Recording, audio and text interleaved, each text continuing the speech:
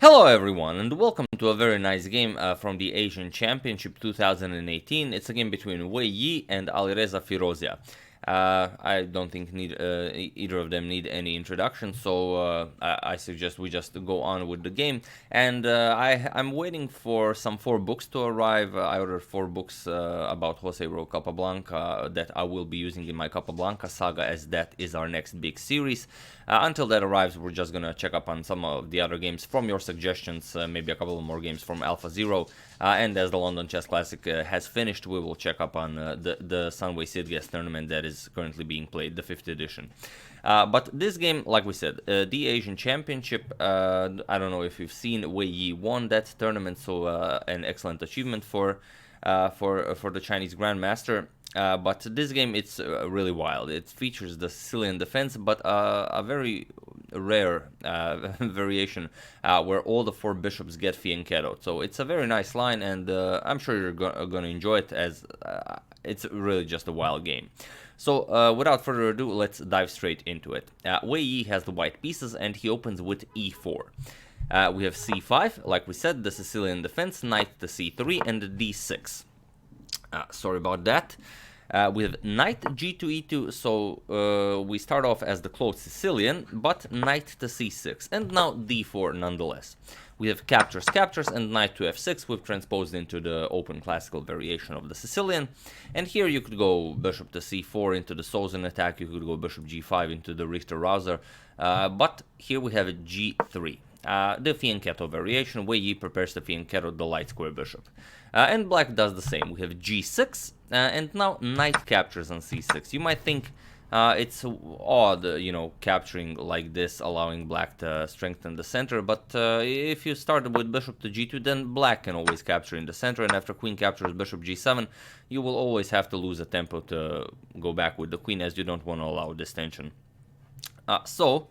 Capturing the knight first, b captures on c6, and only now bishop to g2. So now you're not going to be losing any tempi by retreating with the queen, but you have strengthened black's center and also given black a semi-open b file. But it's not really a problem, as white also plans to play b3, so the rook on b8 is not going to be that big of a deal.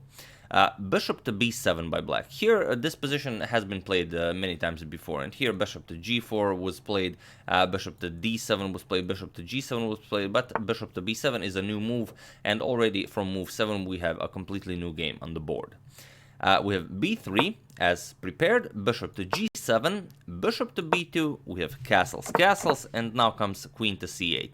Queen to c7 seems a bit more natural, developing the queen, allowing the rooks to be connected, but Alireza is, I believe, 15 years old. He's already a 2600 grandmaster, so if he goes queen to c8, I guess it's definitely playable. It still protects the bishop here, so if the position opens up, the queen will be guarding the bishop, you will be supporting the c5 pawn, and also you will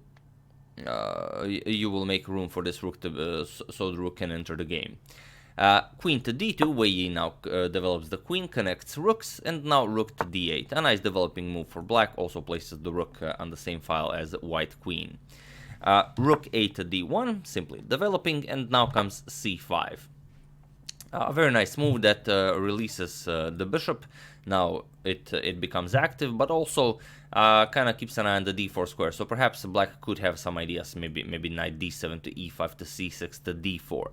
That's a lot of moves with the knight, but if white wants to prevent it, white will also have to make some concessions. But okay, rook f to e1, developing the final piece, and now you could go something like knight to d7 or knight to e8, so the bishop would also keep an eye on the e5 square, as white definitely wants to push e5 at some point. Point being that e6 was played in the game, and here Wei Yi played e5. And now already you can see that if the knight was on d7 or e8, e5 would not be possible, and Wei Yi would have to find some different plan, because here you can't just go into trading, as after captures, the bishop on b7 is hanging. Black loses the bishop and it's all over. White is up a piece, completely winning. So here, knight to g4 was played. Perhaps a better move was a bit more passive, knight to e8, simply keeping an eye on the d6 pawn, and after the light square bishops are exchanged, f4, strengthening the center, but then black even has the option of playing d5, and here black would be perfectly fine. But Alireza went for a different line. Instead of knight e8, he went for knight g4, thinking, okay, I will either play d5 now if white doesn't react, or if white captures, I'm gonna have a very strong attack. But Wei Yi calculates precisely. He plays e captures on d6, he snatches the pawn, and now comes a bishop to d4. So okay, Alireza sacrificed the pawn, but now he has a very strong attack against the f2 pawn. Also, there's a lot of tension here, so we captures on b7. We have captures, and now how do you prevent bishop or knight captures? This is the position Alireza saw, but he missed one move from Wei Yi. If you simply defend the pawn, rook fe1, then knight e5 is deadly. There's very little white can do against knight f3 check. You're already threatening to win the queen, and with the black queen on this diagonal, you know, the white king has very few squares to go to. If you just do nothing, then knight f3 will also perhaps lead to checkmate after something like knight f3 check, knight here, and maybe queen to g2. A lot of possible ideas here.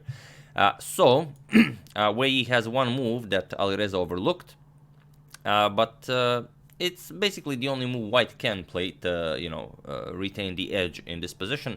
So feel free to pause the video here and try to find how to continue this game from white's perspective. I will give you a couple of seconds as usual. So for those of you who were able to do it, congratulations, you are an excellent attacker. And for those of you who just want to enjoy the show, knight e4 is the move. Seems reasonable. You're defending the f2 pawn. You're blocking the queen over this diagonal, but you are sacrificing a piece here. So bishop captures on b2 was played, but there is nothing better. And here Wei Yi continues with c3. Now the bishop is under attack. The only way to protect the bishop is bishop to a3.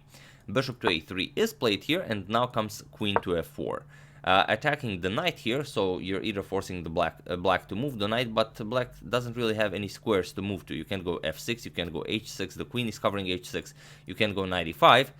So all you can do is protect the knight by either f5 or h5. The strongest defense here would perhaps be king to g7, but even here, after you give back the piece, queen captures, you can go f5, attack the knight, but then we go into knight captures on c5, attacking the black queen. And after bishop captures, you will go queen to f4, and now you're threatening queen e5 check, winning the bishop on c5, and if you protect the bishop by something like bishop to b6, then rook captures on e6 is coming, and after you eliminate this pawn and get the rook into the game, then even rook to e7 check will be an idea. Queen will be able to come to h6, and black will soon get checkmated. So it will be a very difficult position for black. So Alireza opts for a different choice. Not king g7, but rather f5 immediately. So the knight is protected, and also Wei Yi's knight on e4 is under attack. Knight to g5 now. There's nothing you can do to protect the d6 pawn, as now it's attacked twice by both the knight and the rook. And if you play something like e5, which seems like it could be played, you know, it attacks the queen, forces the queen to go back, but queen to c4 opening up this diagonal is just too bad for black. There's no point in allowing it. After you move it, first you kick the knight with h3, knight goes back, and then you can even go knight to f7 check. You can just capture here. The rook is coming to e7. It will be over quickly for black. So Alireza tries c4.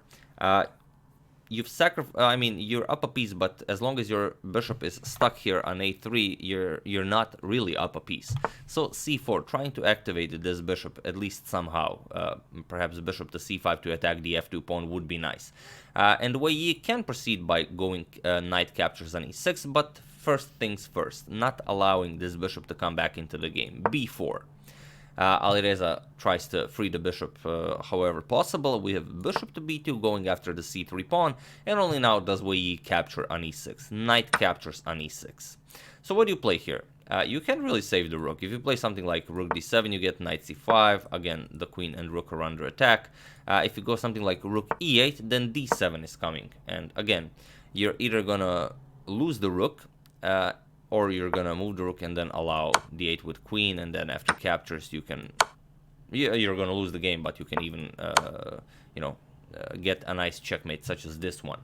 But okay, after knight captures on e6, we have bishop captures on c3, going after the rook on e1, and now knight captures on d8, attacking the queen. Queen to b5, and now you might think, okay, I was up a piece, now I just gave up a rook, so white only is up in exchange. He has a rook for, but I have a very strong dark square bishop, which is a very strong attacking piece, but also a very strong defender. But here Wei Yi plays a4. And now black is in real trouble. You can't capture because you allow queen to c4 check, and now black will soon get checkmated. And also, if you capture the b4 pawn, then you allow the rook to come to e8, as the queen is no longer guarding the e8 square. After the king moves, then comes knight d6 check, you're gonna lose the rook on a8, and everything falls apart.